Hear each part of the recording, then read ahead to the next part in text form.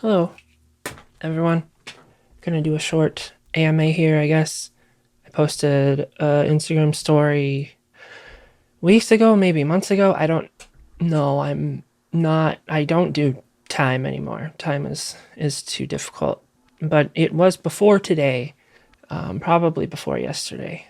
And only got 7 questions. So I'm gonna answer those really quick. And probably not do any fancy editing because I don't have time because I should be working right now, but I wanted to get this out of the way. So, my friend Sophia asked me what my fashion influences are. Let's see. I don't, maybe there are some like specific aesthetics and even eras of alternative culture that I like, but I don't think that I can think of very many fashion icons. I used to be really into high fashion. Um, it was kind of like 20% ironic and 80% genuine. I mean, that's not true. It was genuine, but there was something about it that was like, I know how ridiculous this is, but I was a bit nerdy for it for a while. Um, I think really what it is there's just like the search terms I might look for if I was looking for clothes probably be, all different kinds of things, but anywhere from like goth to kawaii and uh, kid core, vaporwave, clown stuff. Like not like straight up clown suits, but like the big primary, secondary colors. And there's a lot of like clown people online with like online stores that have a lot of really cool shit that doesn't require you to actually dress up like a clown. Um, I mean, I really liked the new metal late 90s type of clothing as well. Um, but I also, in that era, what I preferred more, I think, was it was kind of like a post punk gothic thing, but it was like kind of frosty. I'm thinking of Orgy and like how they were dressing or might still dress, like when their first album Candy Ass and Vapor Trails after that came out. It's like it's tight, not necessarily leather, but like vinyl, so it's shinier. I feel like there was a lot of frosty light blue, and cool kind of more artistic or expressive eyeglasses and everything. Um, so I really like that, and a lot of my parachute pants and stuff that I got back then from like Hot Topic were, mostly colorful or had some sort of whimsical or shiny thing on it. I think that my fashion influences just happen to be whatever I see that's good. I don't know if I really have a specific influence. I kind of dress the way that makes me feel like myself. Not that I need to dress any certain way to be myself, but it's like how I dress is a compliment to who I am somehow in a way I can't really explain. Compliment with an E.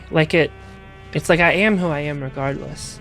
But if I can put these clothes on it and make this music with it, then it's like I'm really reflecting who I am, in the way I dress or the music that I make. I'm not saying way I dress is anything important or symbolic or anything, but I don't know. I'm a really visual person. I've always loved clothes and fashion and express yourself with clothes. I mean, I remember being very, very young and wanting to wear weird shit. I wanted to grow my hair long. I wanted to dye it. No, I didn't want to dye it. I wanted to dye my hair, not dye it. I never want to dye it. So, yeah, I guess that's all there really is to say. My friend AJ asked me, since I reference spirituality frequently, do I believe in God or a creator? Yes and no. The no part really just has to do with, like, I don't believe in, I guess, the concept of God that a lot of maybe fundamentalist, but also religious people who like don't have like a mystical leaning and are kind of black and white about their scriptures and traditions and all of the myths and fables and, legends and stuff that appear in a lot of these ancient scriptures, instead of being treated like inspiring works of, literary creation, fiction, metaphors and symbolism and similes and stuff, I think that people take that more literally, and a lot of times think that their scriptures are instructions for the modern day follower. People seem to think that because the Old Testament documents, people being stoned to death for being adulterers or wearing the wrong thing even. And nobody takes that as an instruction for today because it's just too far beyond. But my point is that it's not supposed to be instructions for us today. And what I'm getting at is that if I define God in the way that someone that I was just describing would, then I don't believe in God, because I don't think God is a small thing that's over there that you have to try to get to, or that's over there that you have to try to pray to, or that is just out of reach and you're seeking and perpetually thirsty for it. And it's like a source of wisdom and guidance outside of ourselves that we need to seek out and connect with. Can you imagine a loving God would kind of like play hard to get instead of being abundantly present with that God's creation? I definitely believe in God, but my idea of God, I think, is a bit more akin to Advaita Vedanta, Hindu tradition, and a lot of other Hindu traditions that kind of branched off of that. But just the concept of Brahman, God kind of being what everything, literally everything is made of. So like you watching this, the watch that I wear for fashion purposes, that's never been the correct time. And the shit my senior dog just took on the carpet that I had to clean up before I came in here. That's all equally God to me. But it's not a cop-out to say like, oh, everything's God. That does make things easier, I think, in a lot of ways, for someone to not have to like really dissect what it means for all is God. It's more like all is holy and divine. And when I say God is in everything or God is everything, I don't mean to sort of neutralize the quote-unquote God. I do think that God or Brahman or existence itself is, I know this is going to sound really like corny, and there's so much horrible stuff in the world, there's so much violence that I think people kind of scoff at this idea, but I really do think that existence itself leans toward love and good. People want to consider this universe like this very neutral force that doesn't have feelings, and things just happen and they're just reactions, chemical reactions.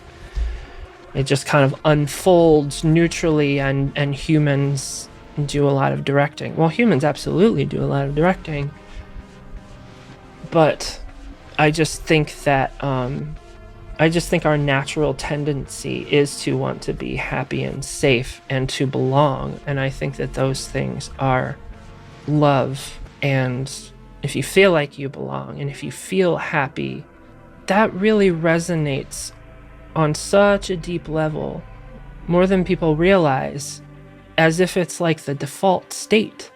And I think that the default state in living things in general is contentment. And I think that there's just lots and lots and lots of stuff that fucking ruin that. And if I'm going to believe that the default state is contentment or peace or Satchitananda, as they would, say in Hindu traditions, maybe it's one way you could put it. I think that's our default state. I think that's what we're made for. I think that if you remove everything that could push you in any particular direction, happy, sad, angry, dissatisfied, content, whatever, if you just removed that and it was just the pure person, or even the pure soul, even the center of existence, the core of existence would just be love or goodness or peace, or however you want to put it. And so if that's the case, then I do think that there is a presence, a divine presence, and not necessarily an isolated one over there, like I said, but like ever present, ever with us. And I think that you can have a bit of a relationship with that, with God, or the mystery of God, or the, your agnosticism. Maybe you sense that there's more out there, but you're still kind of agnostic. You can have a loving relationship with that. There's lots and lots of spiritual people that don't like any kind of religious tradition, and they're just kind of like new agey type person, and they feel secure in and loved by the universe, because for some people the expanse of the universe is either the biggest thing they can imagine, or it's just like a nice term for existence itself, which you can look at it that way, I guess, at least in this physical time and space based dimension or something. I think that most modern religious people, like if you pulled like random people out of the church down the street or a church near you, Christian church, me and those people would butt heads a lot. And at the same time, I think that we're all kind of going for the same thing. And so I guess my final answer is like, yes, I believe in God. And I do believe that, the creation process, may have been led or guided by that God phenomenon, or lack thereof, because it kind of transcends what we would consider actual phenomenon. It's really hard to explain. I just don't want to talk about God as if it's like this figure, this entity that can be right next to me, rather than this really just pervasive, ever-present process. So I know that sounds kind of convoluted. I really enjoy, once I got over a lot of previous shit with growing up in like youth group and stuff, once I got over that stuff and I could return back to Christianity, or not spirituality in general, but with Christianity, there are elements of Christianity that I really like, and I like Christian terminology and Christian ways of thinking when it comes to spirituality, and I will sometimes see or think of God maybe in the way that Christians do, as a way of being able to talk about it. I used to speak more in the Advaita Vedanta Hinduism terms. Before that, I spoke way more in Buddhism terms, and before that, Taoism probably.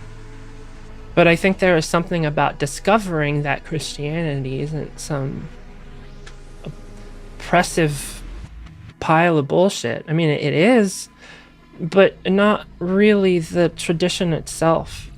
And, I'm a cherry picker. I throw out Bible verses all the time. I don't really like half that book. I'm a real nerd about the Bible as far as history and understanding it, but it's not an authority to me whatsoever. And really, I think what matters most, if you do consider yourself a Christian, is just the root word. So it's a religion that should be based on, like, you know, the teachings of Jesus himself about selflessness and judgment and love and all of that. I mean, that's why it's called Christianity.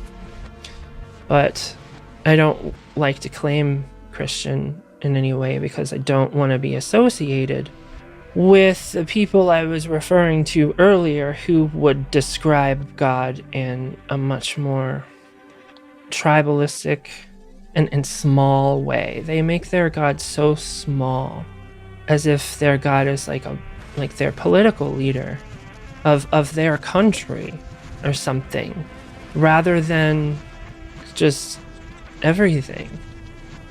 And it's like, that sounds like a really shitty, boring religion to like have your source of divine connection to be like a guy rather than the great mystery of it all.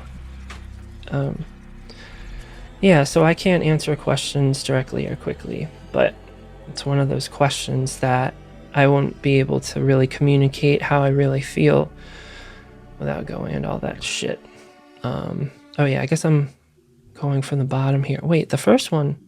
Okay, whatever. Let's just go from the bottom. Kitchen Sink wants to know what my favorite Death second guitarist is, and my favorite Death solo.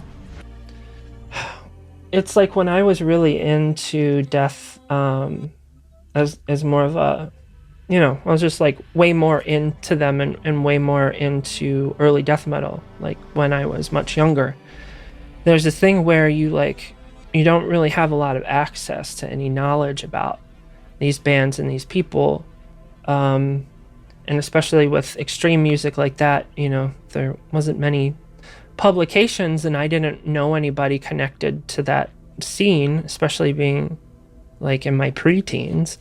So it's just like I didn't know anything about it. I didn't even learn about like the legendary Chuck until way later, like on the internet. So all that's to say, I don't even really know who else played for them. I just never happened to come upon the information. Like I'm very aware of, like, I know a lot more about Chuck himself and his ways of thinking than I really do about the band. So I don't know. I don't know who plays on what album, except for I know, at least I think I do, which ones Chuck was on. I just mean like out of all the members in general, not just guitarists. I just mean like he's the only one I really know anything about. So I don't know who plays on what record. As far as my favorite solo, I don't know. I can't really answer that, but I will say that the first thing I ever heard from Death was Spiritual Healing and that opening track. And I remember just feeling absolutely crazy when I heard that opening guitar track, because I had been listening to death metal for a while. I heard a lot of Obituary, Morbid Angel, other old school stuff like that. So Deicide too, so I sort of had a handle on how death metal sounded. But then hearing that melodic, like, I guess it's like a pull-off hammer-on type riff or whatever, I found it bizarre, and it really kind of shocked me, and I was like, well, this is like a death metal band, but there's this sinister kind of sound to it that isn't the same kind of sinister sound that Morbid Angel had. Because of the melodic arpeggiated like riffs, like you don't hear a lot of that from the other bands I mentioned. And looking back, the riff isn't like that amazing, but being into death metal at the time and then finding Death and then hearing Spiritual Healing and just being like, this is not what I thought death metal was, and so I knew it could be different and all that. And it was really impactful. So we can go ahead and say that that's kind of my favorite solo. My friend Alana asked if I could wave a wand and change a few things about the music industry. What would they be? Well, I feel that this could be taken as a cop-out question or answer too, because it's like, always on everyone's mind. But obviously streaming royalties. I just read some article this morning about like the massive amount of profit that Spotify made after making a lot of the changes they made, effectively paying artists even less than they already do. One thing I would change a lot is I would get streaming figured out, because it's still new and it's still so flawed. Like, I'm not even talking about like platforms that like delete people's music and accuse them of having used bots to get their plays up.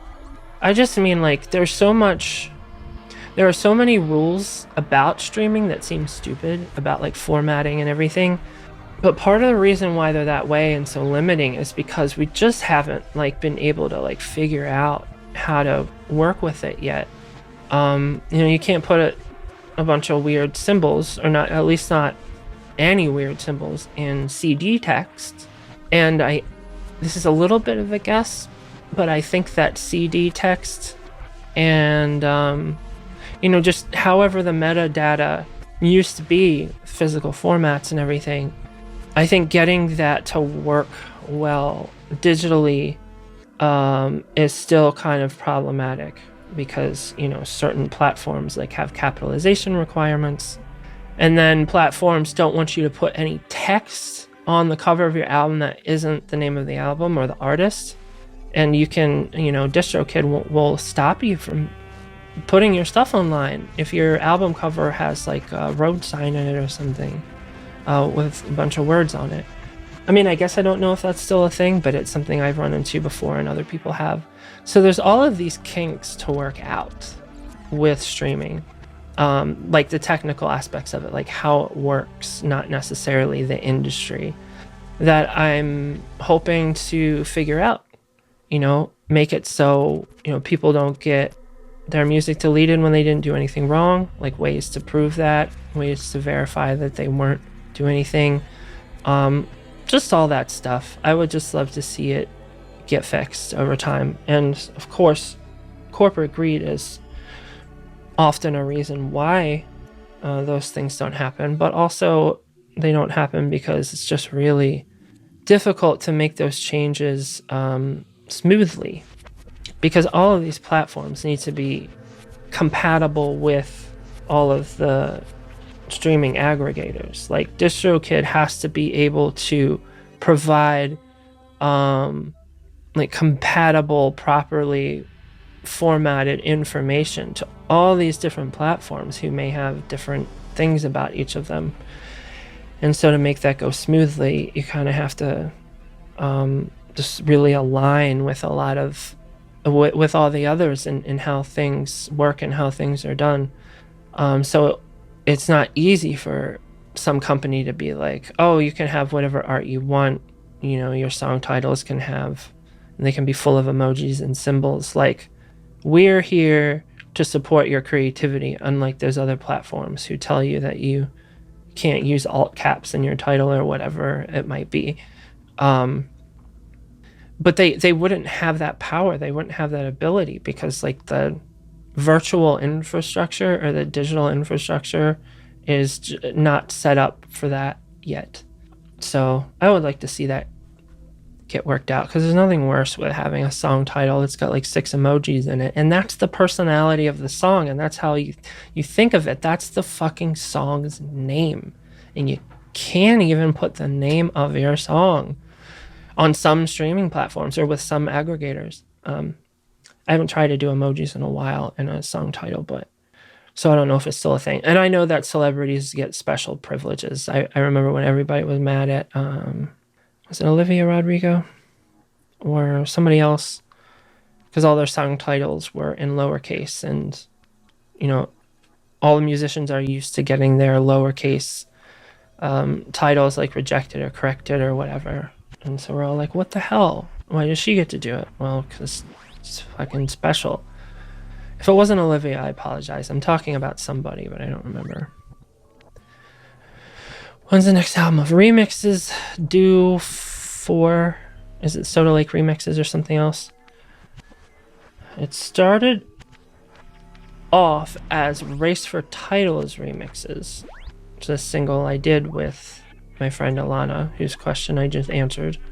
But I took too long to get it, going, finish art, find a time to release it, find energy to release it. So it kept being put on the back burner, and I feel really bad for everyone who has been waiting and checking in. Hey, is that ever going to come out? And I keep saying yes, because it absolutely will, but like, it either hasn't been the right time, or I just really wanted to do something else with my time. Which sucks for all the remixers, because it's like they put hard work into that stuff and it's just sitting around, and I feel bad. So I really got to get on that. So there's no like real due date.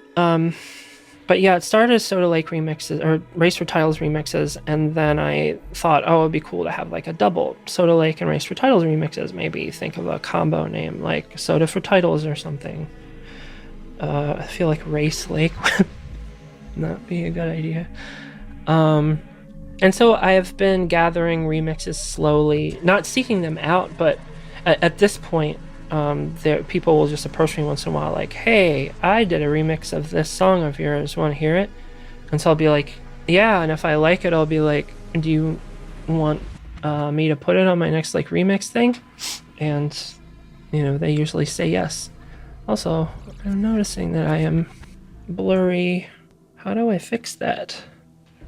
Let me see if I can fix that really quick.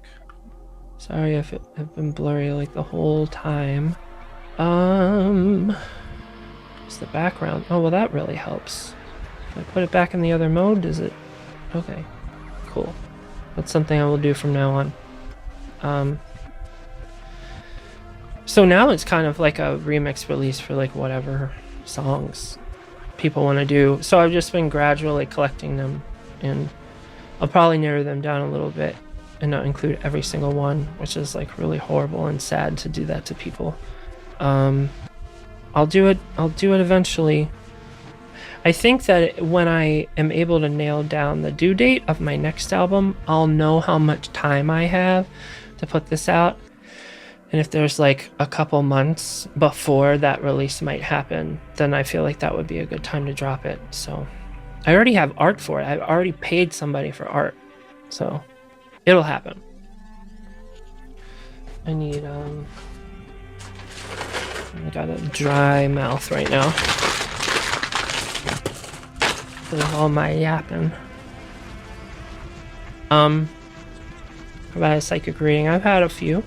I think some of them are just kind of like BS, like people just acting, doing it as entertainment. But there have been a few times where I have spoken with a really trusting, intuitive, and they were very helpful. Once in a while they would say something that didn't resonate with me, but most of the time it would. And I know there are people out there that like learn the skill of being able to say things and ask things that sort of manipulate the person into thinking that they have some ability when they really don't. I remember one guy one time was just like, I asked about trauma, something about trauma, and like, it's like, okay, I'm detecting that, this was later in the chat, with him, not like literal chat, like typing chat, but speaking. And he started to say that he saw like digestion issues or stomach issues with me. And I was like, oh my God, yeah. But it's like, I was talking about trauma and depression and stuff at the time, and it's really not a bad guess that might be affecting my gut or whatever. Same with anything like headaches, tiredness, and stuff like that. And I'm pretty sure he's been like outed as fraud at this point.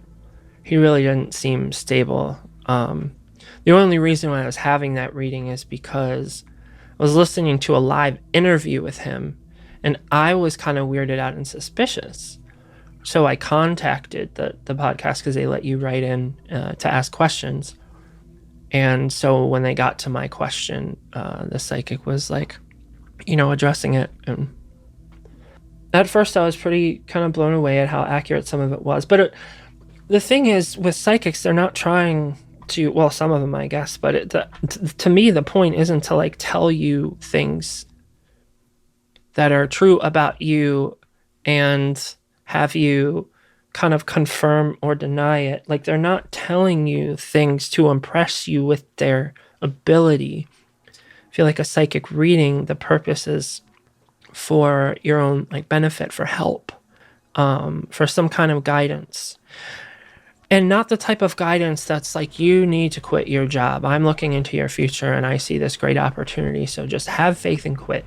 Like, that's not good. If any psychic tells you some shit like that, then they shouldn't be saying that, even if they're right. So my experiences, the good ones, have been more along the lines of there's been advice based on things that they were able to detect, but just a very wholesome, good experience. So I've spoken with Paul Selig twice. He's like a channeler. Really amazing person. Lots of incredible books. And my readings with him are really good. It's not just readings. It's not like he does a sort of a psychic thing in the beginning of the session where he like apparently he's asking like my higher self, like, if that has any advice for the earth person that higher self is associated with, which is, it's still me. It's the same me, just in my body with the filter of brain and all of the other sense organs that are limiting. So he does that, and then basically you ask questions, you need help with anything, and he kind of like is in contact with his guides, and he says what they say. I know it sounds completely insane to a lot of you, but I don't really care anymore. I think if you had the experience, and maybe not talking about you in particular, Nadia, but because you're already there, but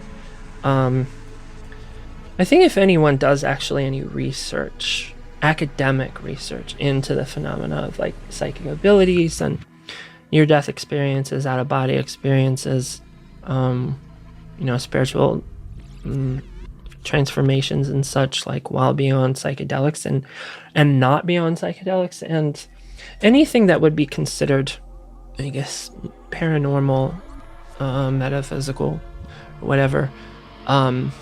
There's lots of data on it. It's extremely understudied because nobody takes it seriously. So it's not like there's a lot of data compared to like what there might be data for like why heroin is bad. But there are people out there with degrees in various subjects, like from research. And I think that if one was to familiarize themselves with that kind of thing, then they would be a lot more open to the kinds of things I said to answer your question about psychic readings. I'm not the type of person who enjoys believing in kooky stuff for the novelty. In fact, I tend to just be suspicious off the bat most of the time. And I can honestly say that the couple of good readings I've had with Paul, and then I guess you could say maybe one other person would be considered psychic, they're positive and helpful.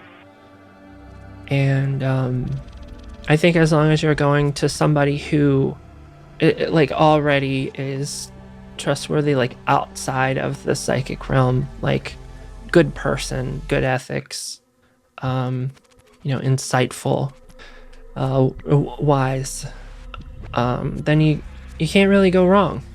And I think people have a lot of stereotypes that they think about psychics, and I guess I just want to say, you don't really know what it is they do. The simplistic way that media and Hollywood and everything has portrayed psychic abilities and people that are psychics and provide a service.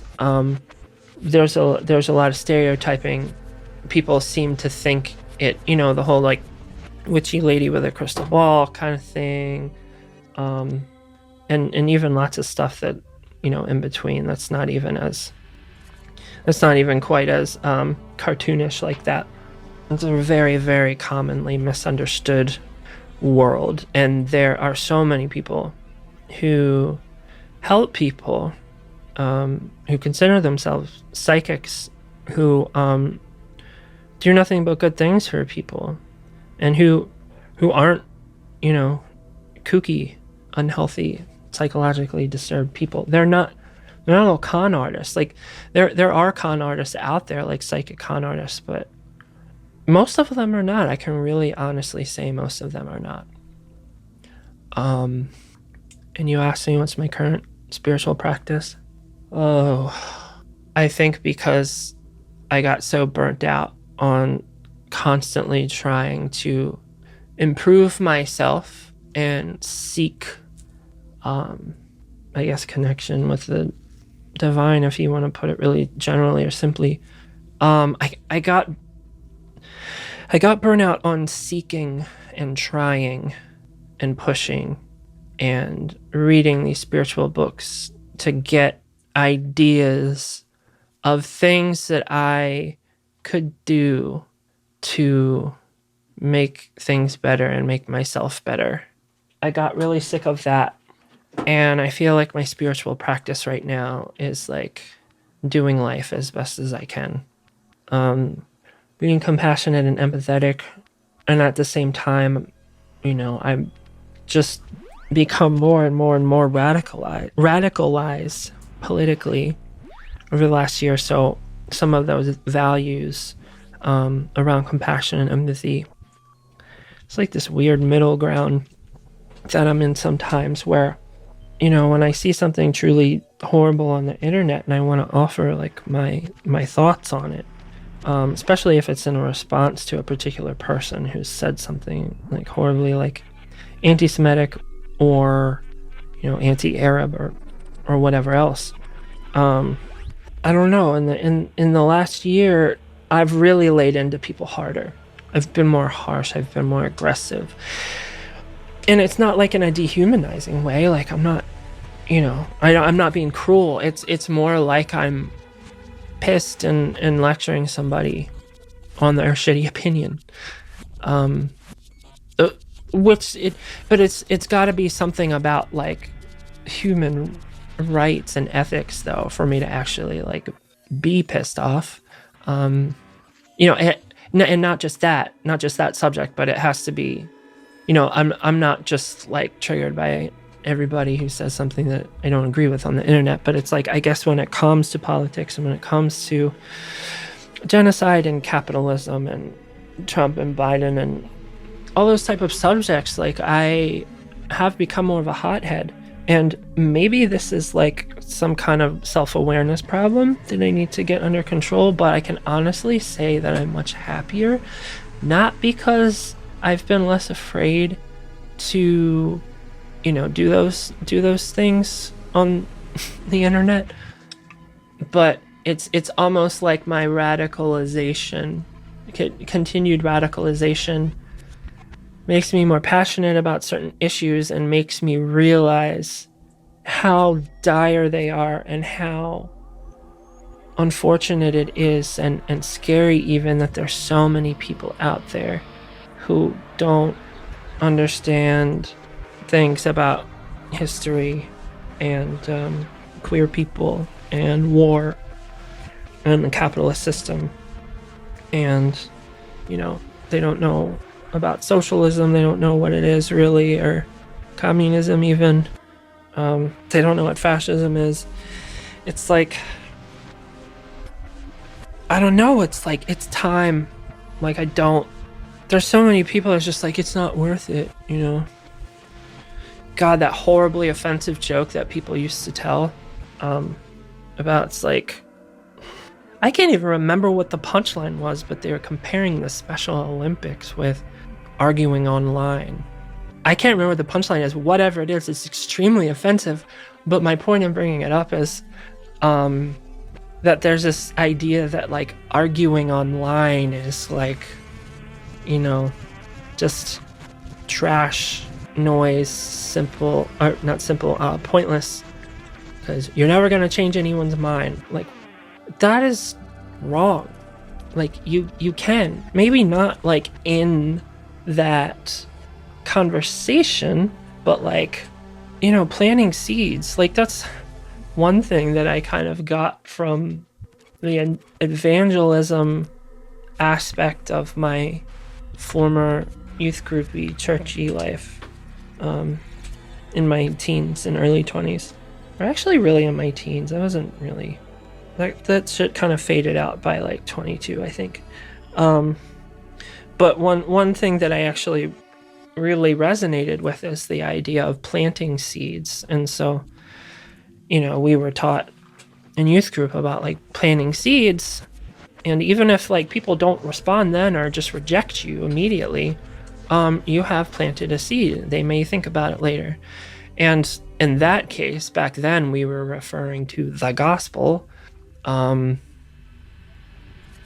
it's a little weird to compare it to that, because it's just like planting seeds about the correct religion into people, because that's really what, you know, what the motivation was in the end.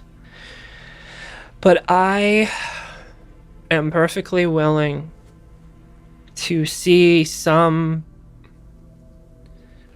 you know, blue check mark American flag MAGA guy sitting in his pickup, saying some dumb shit about trans people that like shows a clear misunderstanding of what being trans even is.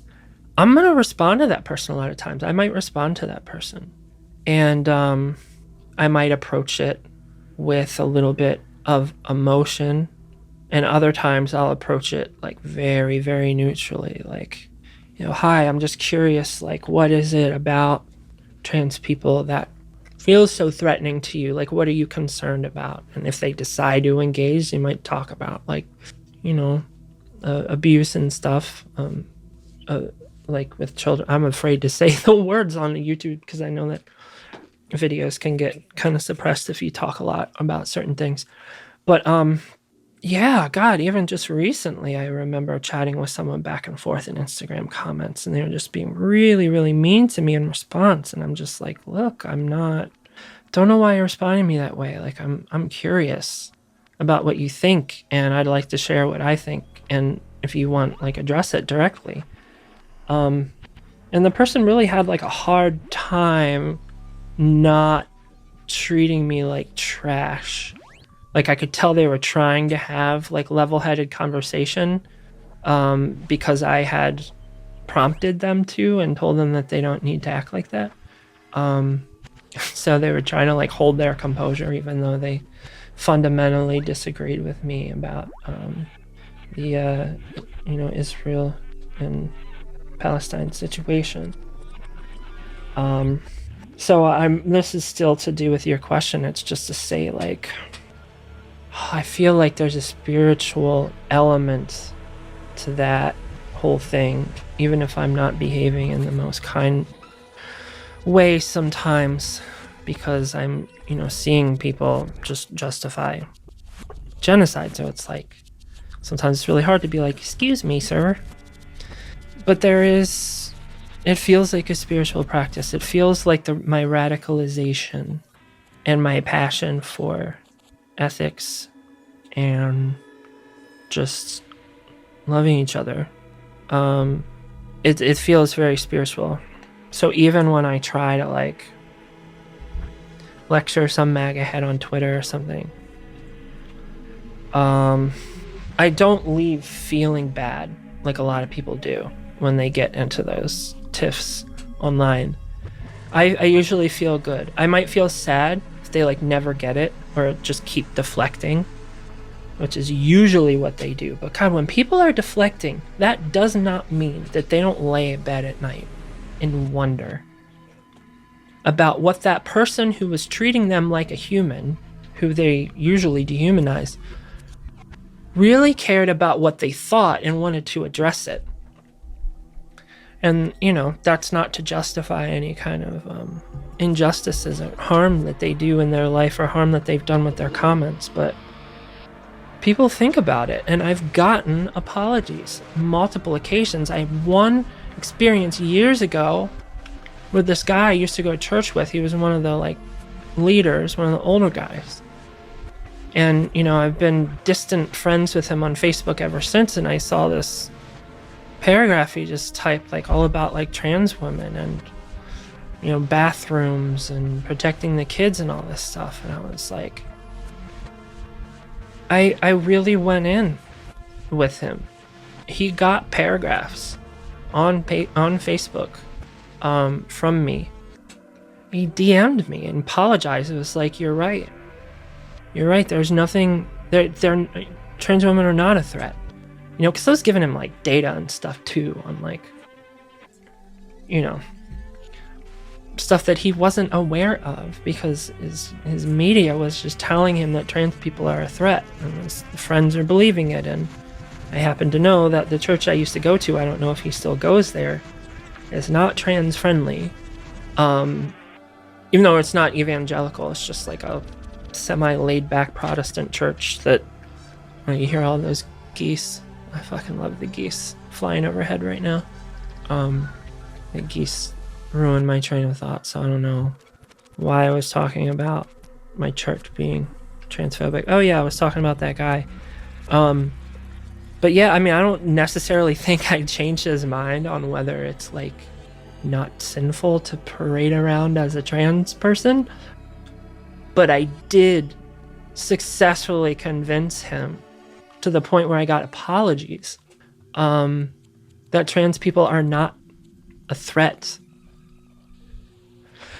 And so I just hope he walked away from that not only realizing that, but also